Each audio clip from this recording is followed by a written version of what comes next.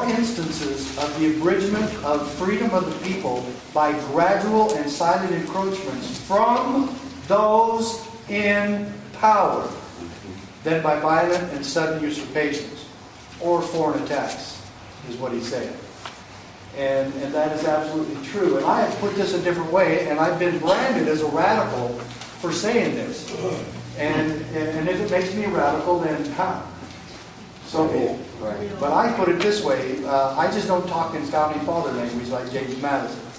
I said, the greatest threat to our God-given constitutional American liberty is our own federal government. Exactly. You're right. And so, if that makes me a radical, fine. It's in the book. It's on my website. I don't hide from that at all. And then the other quote is on the very first page. It's Thomas Jefferson. And Jefferson and Madison, I think, were the two constitutional scholars of their time that we would be following the most today. And Jefferson said at the bottom of the page on page 1, he said, when all government should be drawn to Washington as the center of all power, it will render powerless the checks provided and become as venal and oppressive as the government from which we separate. End quote.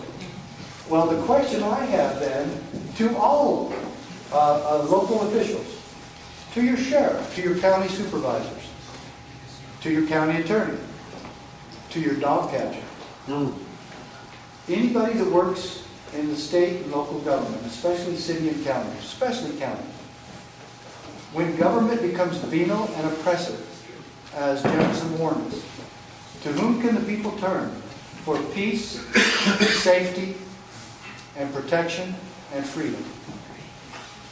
How about if it's the people locally who swear an oath in God's name that they will uphold and defend the United States Constitution?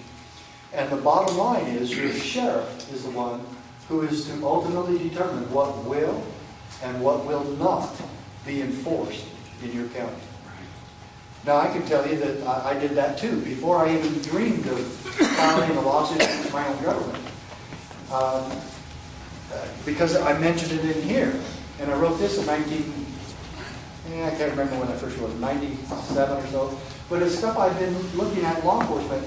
And I said, can you believe this? Did any of you notice the evolution of seatbelt laws? At first, it was just a minor little thing and they couldn't even stop you if you didn't have your seatbelt on. That was at first. And then it was like a $10 fine if they wrote you. But they couldn't stop you for just that. And now it just kept going more and more and more. And now they literally set up roadblocks to cite everyone not wearing a seatbelt. And it's a huge process. And man, it makes them a lot of money. And so that's one thing that I got tired of is being a revenue agent for the state. I didn't like that. And I need to tell you, I was in law enforcement just about 20 years.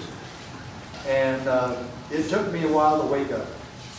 And I want to take you through a little bit of the history that brought me from a by the numbers jerk to becoming a constitutional sheriff. And I don't know if I ever really achieved the level of constitutional sheriff that I think we need today. The bottom line with all of that is that we can no longer depend on the customary institutions to protect our liberty anymore. And the sheriff has got to step up and take the place of a lot of that vacuum that exists. And I hate to put all this on the sheriffs, but there's nobody else. And they're literally our last hope. And somebody said, well, you know, we the people formed this country and we can do it again. I know, we already fought the Revolutionary War. We won it, and we just need to act on the principles that we gained at that time, and we don't need another Revolutionary War. Now, just for the record, in case any of you saw it, I hope you didn't, because most of you look too intelligent to read Time magazine. But just for the record, they really trashed me in the October 11th issue of this past October. And on the front page was a picture of a militiaman, a member of the Ohio militia, oh no, the M word. It said, the whole article was about and entitled, "The Secret World of Extreme Militias," by Bart Gellman of Time Magazine. And I have to tell you, I've never been involved with the militia movement at all. Okay, I'm not on the militia lecture circuit or, some other group called me the icon of the militia. And that was a reporter who asked me what I thought of the militia movement. I said, I support the militia as expressed in the Second Amendment and as exemplified by the riot at Paul Revere. I said, other than that, I don't know much about the militias. I really don't. I'm not involved in it. So this Gelman comes to me from Time Magazine and says that he's doing a story about me and my involvement with the Tea Party movement all across the country. I said, okay, yeah. I said, I'm very involved, and I don't mind talking to you about that, even though you're from Time Magazine and I don't trust you. I said, you know the Tea Party movement doesn't trust you guys. He goes, yeah, I know. I said, okay, so what do you want to know? So he followed me to some speeches, and he emailed me a bunch of times. He called me a bunch of times, and then a Tea Party article came out in the last part of September, and I emailed him and I said, I guess you decided not to use me in your article. And I said, I don't see your name on it either. They must not have decided to use anything you brought up about the Tea Party. And he goes, no, that's not the article. 2 weeks later, there I am with the murderers of the militia movement. And I mean, they're talking about all the murders. The guy who killed the guy at the Holocaust Museum, was that in Washington, D.C. or New York City? Washington, D.C. And he, of course, and I'm right there with all these murders. And they said that I actually teach classes all across the country to support lethal force being used against the federal government. Federal agents. Do you know what that means right then? If I were an FBI agent, I would start an investigation on me right then. Because I'm saying, kill these agents. And that's what Time Magazine said I said. And it's an absolute lie. And what I have said all across the country, and what I told this idiot, is this is a way, what we're doing with the sheriffs is a way to stop what happened at Waco.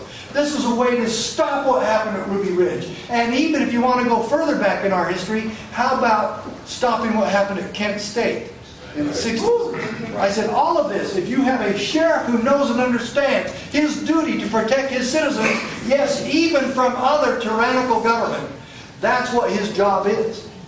And as Madison put it, and Jefferson put it in their state nullification resolutions, the Kentucky and Virginia resolutions, Madison goes so far as the state and the state legislature and local legislatures have to play a part in that as well, although he didn't say that then, but I know he would now, that we must interpose ourselves on behalf of the people and protect them from being victimized by the federal government. Even back then, they knew that an all-powerful central government would become abusive and tyrannical.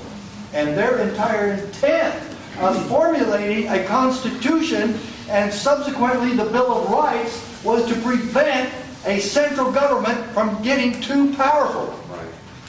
And then the ultimate check on that power was called the 10th Amendment. And so where do we see how all this starts fitting in?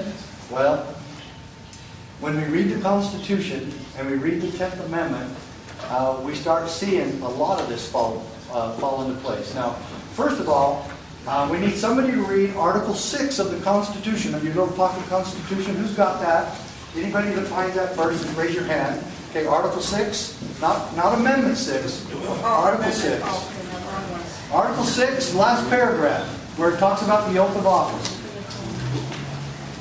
Okay, anybody yet? Or you give it to me and I'll... Right here. Constitution. It says, Yeah. senators and representatives before mentioned, and the members of the several state legislatures, and all executive and judicial officers. So what do we have so far? We have all executive, judicial, and legislative officers. Right. Go ahead.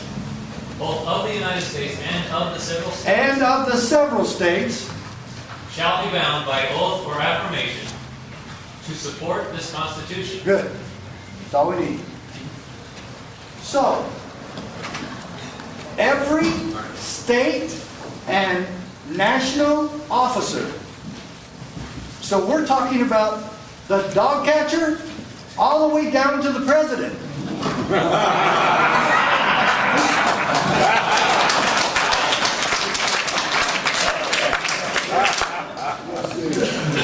Did I say that right? That's right. Have the same constitutional supreme law of the land obligation to take an oath of loyalty to the Constitution.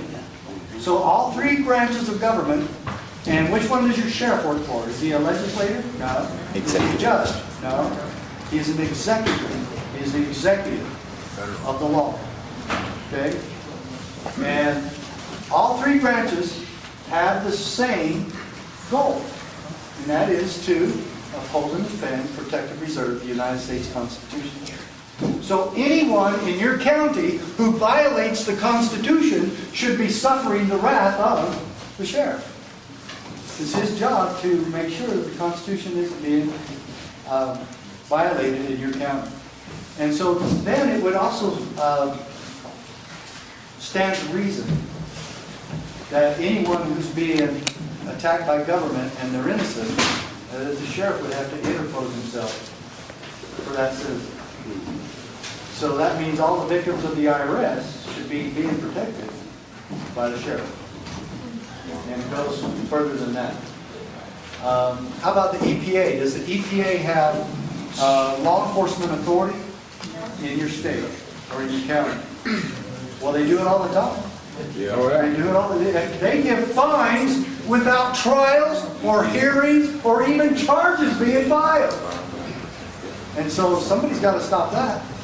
Boy, the sheriff's got a lot to do, doesn't he? So, and I've got